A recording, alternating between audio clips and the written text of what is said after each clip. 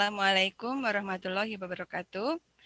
Sebelumnya, perkenalkan, nama saya adalah Ana Hertriana Kusuma. Saya sekarang di sini di Korea tinggal sudah kurang lebih hampir 20 tahun ya. Saya di sini di Korea adalah sebagai guru bahasa dan budaya di Dinas Pendidikan Seoul. Judul yang akan saya bawakan dalam kesempatan ini adalah peluang dan tantangan bekerja sambil belajar ya bagi pekerja migran untuk kehidupan yang lebih baik di Indonesia. Sebelumnya kita sebagai orang Muslim ya, bahwa istilahnya tuh bahwa setiap manusia di dunia ini adalah hukumnya wajib ya mencari ilmu dari sejak buayan sampai liang lahat ya, seperti surat Al-Baqarah ayat 269. Jadi di sini intinya kita wajib ya sebagai manusia untuk mencari ilmu, gitu, baik ilmu dunia maupun ilmu agama. Bagaimana orang yang berilmu? Orang yang berilmu itu adalah memiliki pahala yang kekal ya, seperti disebutkan di dalam hadis riwayat Muslim. Dari sinilah saya ingin memotivasi para pekerja Indonesia yang ada di Korea ini bahwa kita tinggal di Korea ini dengan waktu 4 tahun 10 bulan kita bisa mencari ilmu sebanyak-banyaknya sambil bekerja di Korea ini. Banyak sekali orang Indonesia yang datang ke sini dengan berbagai macam tujuan.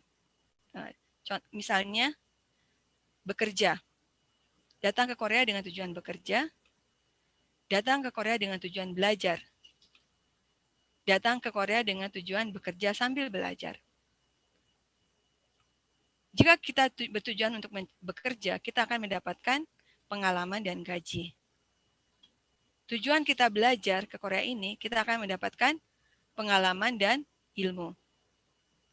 Tetapi kalau misalnya kita tujuannya bekerja sambil belajar, kita akan mendapatkan pengalaman, gaji, ilmu, dan skill.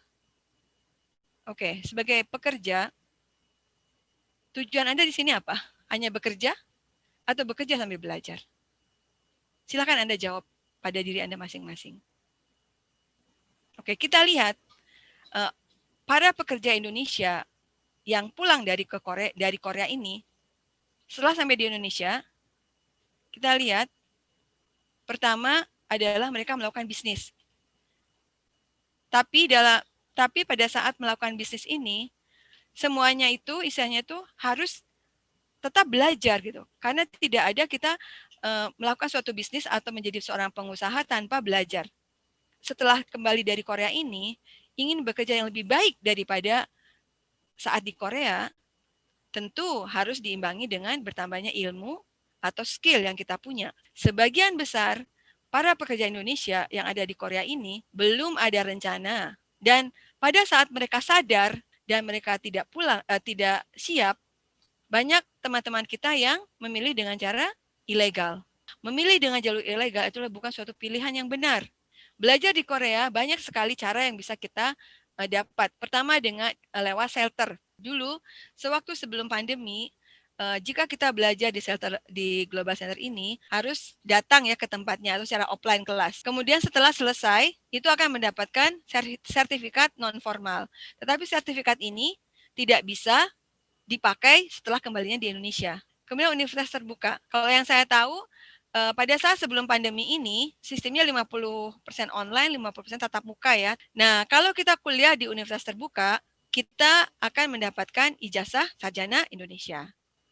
Dan di Indonesia bisa melanjutkan perkuliahan lagi. Sekarang kita ada kerjasama dengan CUFS, Cyber Hanguk University Foreign of Studies. Jadi, kalau Anda kuliah di sini, pada saat Anda lulus, Anda akan mendapatkan ijazah sarjana Korea. Dan sistem belajarnya ini adalah 100% online. Rencanakanlah jangka waktu 4 tahun 10 bulan itu dengan sebaik mungkin. Tetapi kalau misalnya kita, saya tidak mau balik ke Indonesia, saya ingin lebih lama tinggal di Korea ini. Nah, untuk saat sekarang ini, ada program re-entry atau Kalau program reentry kan itu ya tergantung perusahaannya ya gitu loh.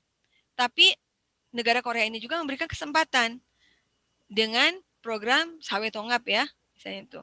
Jadi program di mana kita harus belajar bahasa Korea gitu loh, dengan program imigrasi atau jadi misalnya itu banyak sekali hal yang bisa kita lakukan. Semuanya kuncinya adalah belajar. Nah, sekarang kalau misalnya saya tidak mau kuliah gitu loh. Nah, di Korea ini ada keterampilan bersertifikasi dengan sistem kelompok ya gitu loh. Karena apa? Kalau tidak dengan sistem kelompok ini biaya yang membebani kita akan mahal. Jadi semakin kelompok itu semakin banyak, maka beban biayanya itu akan semakin murah. Gitu. Jadi istilahnya tuh kita di sini juga di Korea ini waktu kita tuh hanya 4 tahun 10 bulan. Jadi kalau Anda tidak memakai waktu 4 tahun 10 bulan ini dengan sebaik-baiknya, Anda akan rugi. Sudah membuang umur Anda. Jadi ini karena saya sedang tinggal di Korea ini dan kebetulan di Korea ini jumlah tenaga kerja Indonesia itu sangat banyak sekali ya, kurang lebih 33.700 lebih lah gitu loh. Jadi istilahnya itu mungkin hal ini bisa menjadikan contoh untuk para pekerja dimanapun Anda berada, bahwa semuanya pekerja yang ada di negara masing-masing bisa bisa mendapatkan informasi gitu loh. Karena untuk UT sendiri juga tidak hanya di Korea ya, ada juga di tempat lain dan mungkin juga banyak sekali misalnya tuh informasi-informasi yang bermanfaat yang bisa Anda cari lewat para pelajar Indonesia yang ada di setiap negara atau lewat KBRI yang ada di setiap negara juga. Mungkin itu saja dari saya. Terima kasih. Assalamualaikum warahmatullahi wabarakatuh.